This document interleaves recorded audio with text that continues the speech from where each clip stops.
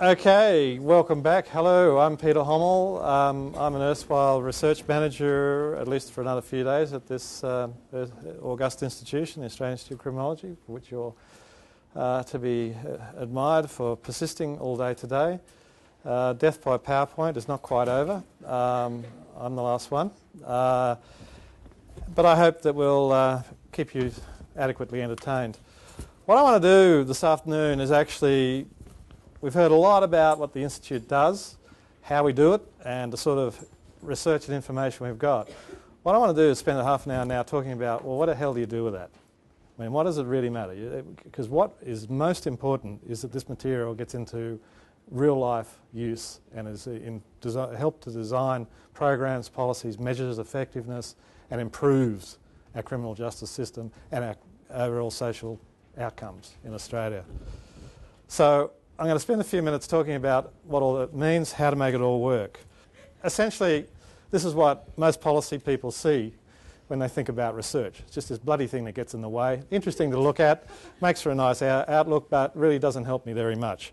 What we're really on about is trying to create a situation where we're designing solutions to problems and a way forward to new ideas. That is what our research process should look like. That is how we should be going. You want to learn how to do it? I recommend this book. Sandra Nutley is the principal author of it. Sandra's an English academic, but she's one of the most practical and applied people working in the idea of putting evidence into practice in the world today. She's also running workshops at the upcoming Australasian Evaluation Society conference in Sydney at the end of August. So if you're interested in getting into that and seeing something about how to use this sort of work in practice, I recommend you try and get along. But that's a great book, and a lot of what I'm going to talk about this afternoon is based on that work of that book. Now, research is used in any number of policy and program domains and settings.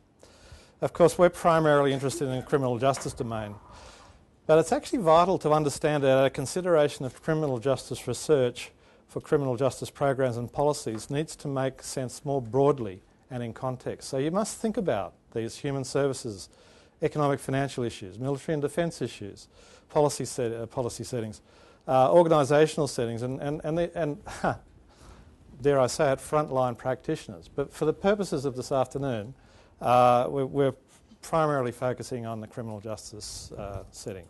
Like any professional field, research for policy and program development had its own rhetoric, language and jargon. Here are some of the more common terms you'll hear bandied around. Now, don't be too dismissive of this language. They address important concepts and processes, and I'm going to discuss them here briefly. So you've heard about evidence-based policy and practice, knowledge transfer, research utilisation, diffusion of innovation, individual and organisational learning, evaluation and performance measurement. They're all really important concepts and processes, and they're worth spending some time thinking about. But intrinsic to this is developing an appreciation of the different sources of developing an understanding about a concept, phenomenon or process. As academically trained researchers, we are most familiar with the empirical and theoretical methods of knowing. Ironically, we're inclined to pay least attention to the most common methods for learning, experiential, and it must be factored in. Empirical knowing is what we're most familiar with as researchers. We're trained in it. We're told to use these methodologies to actually value evidence that we derive from our research methods. And we're very good, hopefully, I look around the room, I'm sure we're very good at putting it into theoretical frameworks. Theory is a way of explaining what happens. But we often overlook the extraordinary level of knowledge that exists from experience and particularly in the hands of practitioners, in the heads of practitioners. And so it's critically important to actually not dismiss or overlook this. Now, there's many methods for moving research into policy action. You've heard us talking about how we try and do this in this institution here and working with our partners. We also need to understand that once we undertake research and develop a viable knowledge base, there are these different processes by which research is moved into practice.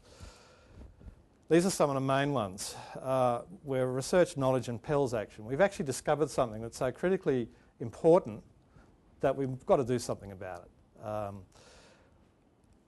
More often we've got this percolation thing. Somebody actually discovers something or publishes a piece of research that doesn't really have the impact that the researcher might have thought, but over time it actually percolates down through the minds of the policymakers and the program managers. They confront problems and they say, oh, I've read something about that. I'll go back and have a look at it again. And then they change their practice, they change their thinking because they've gone back and they've actually remembered this piece of research and so forth. That's what we call a percolation process. Very often we deal with the problem of knowledge grabbing. Now, I have a history as a policy and program manager. I used to be the Director of Crime Prevention in New South Wales. I also used to be Deputy Director of Drug and Alcohol in New South Wales. When you operate in those government policy environments, you are very frequently confronted with, it's on the front page of the newspaper, Peter, what are we going to do about it today? What do we know about it? How do we fix it?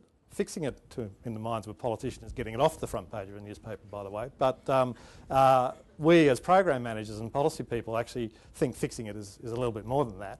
But you confront the same sort of problem. I want to grab something and I'm going to do that. I'll give you an example. Those of you from New South Wales, if any are here, 10, 15 years ago, drug courts were a way of dealing with drug-related crime, a big spike in drug-related crime. Now, that's not to say drug courts aren't a good idea. I'm just saying that they suddenly got grabbed and taken on board by the political policy process and became a core component of the way we deal with crime and justice. I'm not saying it's good or bad. In fact, I actually think it's quite good. But that's how it actually happened, because I was there in New South Wales when it happened. The more optimal way is interaction, the co-production of knowledge, and that's really where we're going to try and focus. And that's what we here at the AIC try and really pursue as a research policy program process. Thinking about complexity in the research process is popular, but the policy process is also complex, and we can take different and quite complex forms. This means that the use of research in policy making is complex and highly varied, sometimes being used to help engineer specific solutions. When we have engineering specifics, we want to help to engineer specific solutions, which is, for example, working out how to place specific broadcast services along the digital spectrum. Now, we're familiar with this. We're being moved over to digital television. We've got digital radio. There's a reason for doing that, because what they're trying to do is clear out the broadcast space so that they can actually put more activity, more wireless activity into the total available band of broadcast spectrum. So we engineer these solutions. We research it and we engineer these solutions. An emergent, the other is to sometimes assist in forming policy around emergent impacts, which is, for example, dare I say it, responding to climate change. It's an evolving developmental process. So we are actually looking at trying to undertake emergent research, responding to emergent issues. Now, this brings us to where research sits in the whole process. Now, the role of research in the policy and program development implementation process will have different impacts depending on what it's being used for. Typically, it can impact on awareness, knowledge and understanding, attitudes, perceptions and ideas, policy and practice change. Now, in this sense, it has a conceptual use and an instrumental use. And what you have are different levels of impact according to where you're at in terms of the type of research that you're involved in. What we, in this sector and in this institution, what we're most often involved in here is the instrumental end of the continuum, particularly the achievement of policy and practice change. So what we're on about is not necessarily so much the development of fundamental knowledge, although of course that will inevitably be part of what we do, but we're really on about the implementation, confirmation, decision making, and sometimes even actually problem reframing. Because sometimes the answer to a problem lies in the fact that we've actually defined the question wrongly. And we can only do that when we've actually drawn down upon the various sources of knowledge and research that we have available to us, and we have a situation where we've actually got it wrong. Simple example. Many years ago I was involved in a local crime prevention program in northern New South Wales, Ballina, the town of Ballina. Everybody thought that their crime problems were the result of out-of-control young Aboriginal males on the streets at night. The damage, the graffiti, so on and so forth. Actually looking through and doing some research with them, they eventually discovered that in fact almost all of the occasions of damage and antisocial behaviour occurred in a very small strip between the pub and downtown. And in point of fact it was occurring at a particular time of night, which was around about chucking out time, and was almost invariably being done by rather heavily intoxicated 25 or 25-year-old white males. So they had actually framed their problem quite inappropriately. They actually misunderstood their problem. They didn't actually know what their problem was. They thought they had the solution to their problem. So we went through a process of interactive research with them, a process of redefining and reframing that problem so they understood it. Now, in the best of all possible worlds that Candide wrote about or populated, what we have there is basically what is known as the ideal model. I mean, where evidence sits in the middle and we go through a process whereby we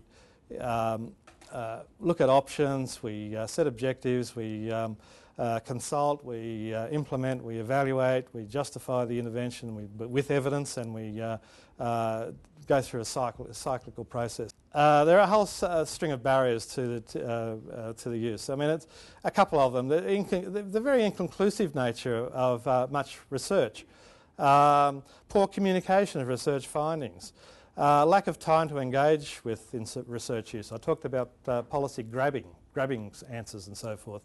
Often that means that you do it without really fully appreciating the implications of implementing a piece of research. You have problems like individual resistance to research use, or even a hostile organisational or sector-wide culture where they just don't want to know because they're quite happy doing what they're doing. They don't really want to know what this research is telling them. We have a bit of that in the criminal justice system, and there isn't actually any single sector of it which is worse than the other, but they're all rather bad at it.